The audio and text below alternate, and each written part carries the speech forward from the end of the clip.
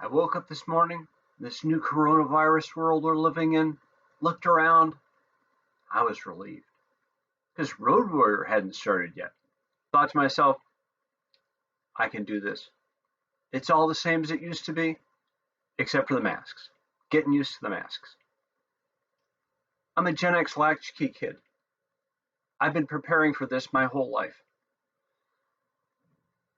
Everybody's reacting to this coronavirus business differently. Just like Mr. Spock told us in Wrath of Khan, every creature will react according to their gifts.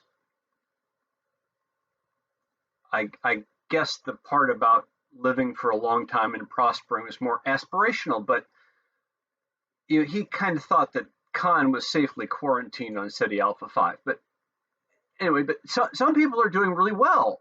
Some of these companies are doing super well. Booze is just flying off the shelves. The streaming services, Netflix, Disney Plus, Hulu, Pornhub. People are just jumping on the bandwagon often and thoroughly. You can't get toilet paper, N95 masks, hand lotion, or baking supplies to save your life, but that's just because the whole world's playing Betty Crocker and the Amazon delivery man all the time. But you know who really is winning at this whole situation? It's Big Cardboard.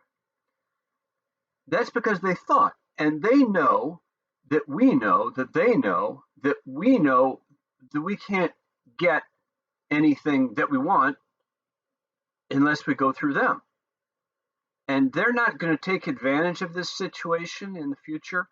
Once this is all over, for a small fee, they'll arrange to come get all the boxes we've folded very evenly and stacked carefully in our garages, and the ones we've folded nicely and put into other boxes, and the ones that are standing tall in our backyards, keeping the wildlings out or in, depending on your particular situation, and they'll save them for the next time.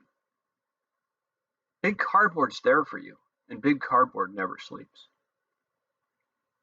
Remember back in the day, like 6 weeks ago, when local news wasn't being broadcast from people's houses and reporters would go out and talk to people? They talked a lot about this online bullying as being a big problem, an epidemic that was ruining people's lives, people afraid to leave their houses, a 21st century plague. I think the bullies knew something that the rest of us didn't. And they thought, well, what are we going to do? That you can't mug somebody down a dark alley if you have to stay 6 feet away. You can't pick anybody's pockets if you can't have a crowd. Kids aren't going to be able to give you school lunch money if there's no school. We got to do some thinking. We got to come up with something. It's too late to invent cardboard. But they thought, and they worked. And they said the future is online.